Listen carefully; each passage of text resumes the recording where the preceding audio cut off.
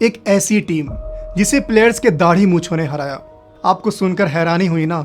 जी हाँ, ऐसा मानना था 1992-93 में भारत दौरे पे आए इंग्लैंड टीम के सेलेक्टर टेड डेक्स्टर का। इंग्लिश टीम का 1992 का भारत दौरा किसी बुरे सपने के जैसा था। वहीं भारत के लिए यह दौरा संजीवनी बूटी की तरह था। 90 के बाद से इंडियन टीम अपने बुरे दौर से गुजर रही थी, जहां हर विदेशी टूर पर इंडिया शर्मनाक तरीके से सीरीज हार रही थी। वहीं 1991 में इंडिया ने उस वक्त की कमजोर टेस्ट टीम श्रीलंका को अपने ही घर में हराकर अपनी थोड़ी बहुत इज्जत बचाई थी।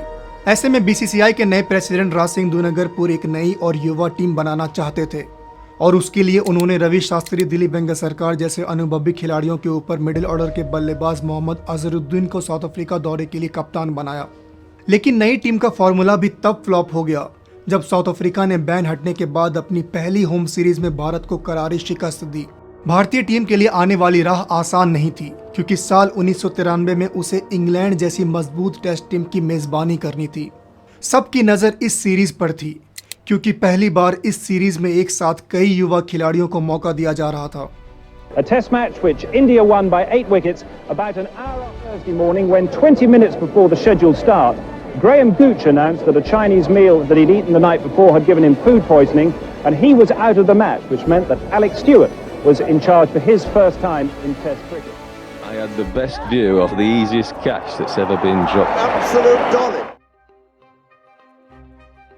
इस सीरीज के लिए सेलेक्टर ने मोहम्मद अजहरुद्दीन पर ही भरोसा जताया। इसके अलावा युवा बल्लेबाज सचिन तेंदुलकर के साथ युवा लेग स्पिनर अनिल कुंबले को दोबारा मौका दिया गया। अनिल कुंबले के अलावा स्पिन विभाग में 2 युवा स्पिनर राजेश चौहान और वेंकपति राजू को भी चांस दिया गया। वहीं बाएं हाथ के बल्लेबाज विनोद कांबली ने तो अपना डेब्यू ही इसी सीरीज में किया था। यानी कुल मिलाकर भारतीय टीम में युवाओं की भरमार थी। ऐसे में सभी एक्सपर्ट्स को यही लग रहा था कि इस सीरीज में इंग्लैंड बड़ी आसानी से बाजी मार ले जाएगी। इधर क्रिकेट के गलियारों में इंग्लिश टीम अपनी अंदरूनी कला की वजह से चर्चे में थी। ये चर्चा तब और बढ़ गया जब इंग्लिश टीम के धाकड़ बल्लेबाज, जो कि स्पिन को खेलने में सबसे ज्यादा माहिर थे, डेविड गोवर को यह कहकर टीम से निकाल दिया गया कि वो अब बूढ़े हो चुके हैं, उनकी जगह किसी युवा को खिलाना चाहिए। जबकि उनके ही हम उम्र के साथी ग्राहम गूज, माइक गेटिंग ने इस सीरीज में अपनी जगह बनाई हुई थी। इंग्लैंड का ये टूर खिलाड़ियों के सिलेक्शन की वजह से काफ़ी कंट्रोवर्शियल रहा, जहां डेविड गोवर के अलावा इंग्लैंड ने इस टूर पर अपने best wicket keeper Jack Russell को ड्रॉप करके सिर्फ 2 इंटरनेशनल मैच खेले रिचर्ड ब्लैकली को जगह दी थी। वहीं अनुभवी स्पिनर इयन सैलिसबरी को भी टीम से बाहर का रास्ता दिखा दिया गया था। इस टूर से पहले इंग्लैंड बोर्ड ने उस वक्त के कोच कीथ फ्लेचर को साउथ अफ्रीका भेजा था, जहां इंडिया टेस्ट सीरीज खेल रही थी। उन्हें यह देखने के लिए भेजा गया था कि युवा लेग स्पिनर अनिल कुंबले किस तरह से गेंदबाजी कर रहा है।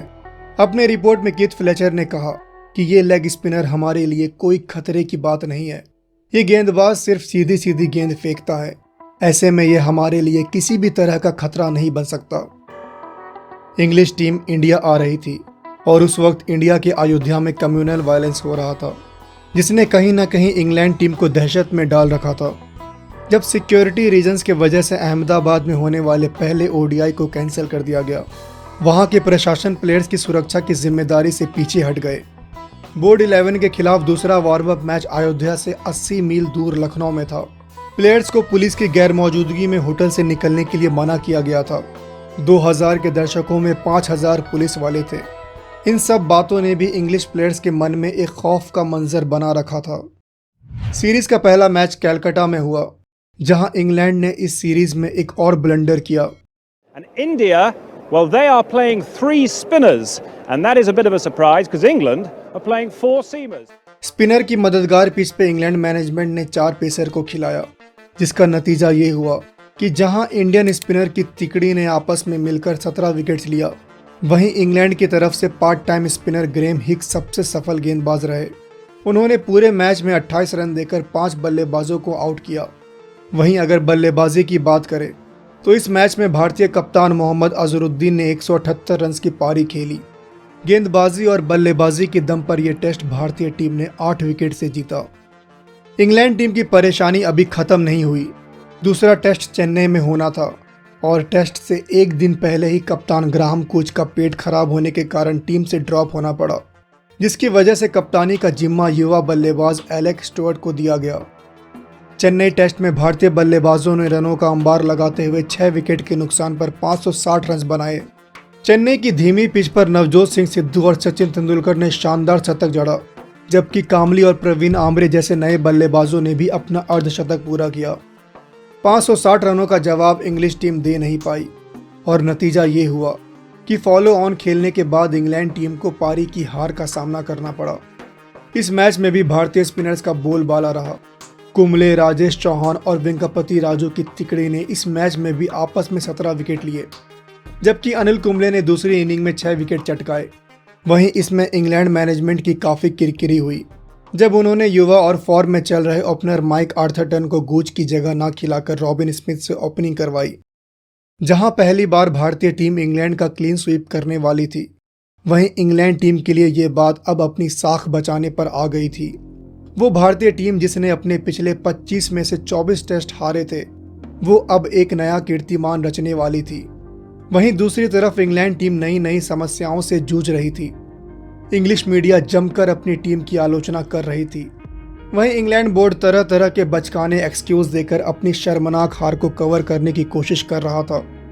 इंग्लिश टीम के सेलेक्टर टेड डेक्स्टर ने बचकाने बयान देते हुए कहा कि इंग्लैंड टीम की हार की वजह प्लेयर्स की दाढ़ी मूंछ है, तो कुछ सेलेक्टर ने टीम का बचाव ये कहकर किया कि इंग्लिश टीम भारतीय खाने के साथ तालमेल नहीं बैठा पा रही है। लेकिन इतिहास लिखा जा चुका था और ये अब तक की इंग्लैंड की सबसे शर्मनाक सीरीज हार थी। पहली बार इंडिया ने इंग्लैंड का क्लीन स्वीप तब किया जब मुंबई वानखेड़े में खेले गए आखिरी टेस्ट में इंडिया ने इंग्लैंड को 1 पारी और 15 रनों से करारी शिकस्त दी। यानी इंडिया ने तीनों मैच की सीरीज 3-0 से अपने नाम कर ली थी। इस मैच में अपनी पहली सीरीज खेल रहे विनोद कांबली ने दोहरा शतक जड़ा था, जबकि अनिल कुंबले ने इस मैच में कुल 7 विकेट झटके। जिस भारतीय टीम को सब लोग कम आंक रहे थे, उसी भारतीय टीम ने अपने से कई गुना मजबूत टीम इंग्लैंड को बुरी तरह से हरा दिया था। 3 मैचों के इस सीरीज में लेग स्पिनर अनिल कुंबले, जिसे टेड डेक्स्टर ने एक नॉर्मल स्पिनर कहा था, उसने सबसे ज्यादा 21 विकेट अपने नाम किया, जबकि खाबू बल्लेबाज विनोद कांबली ने इस पूरे सीरीज में शानदार परफॉर्मेंस करते हुए 4 इनिंग्स में सबसे ज्यादा 317 रन बनाए थे। इंग्लिश बोर्ड का हार को लेकर बेतुकी सफाई देने की वजह से ये सीरीज उस वक्त काफी चर्चे में रही और चूंकि इंडियन प्लेयर्स का कलर ब्राउन है, तो क्रिकेट एक्सपर्ट्स ने इस फेमस क्लीन स्वीप सीरीज को ब्राउन वॉश का नाम दिया।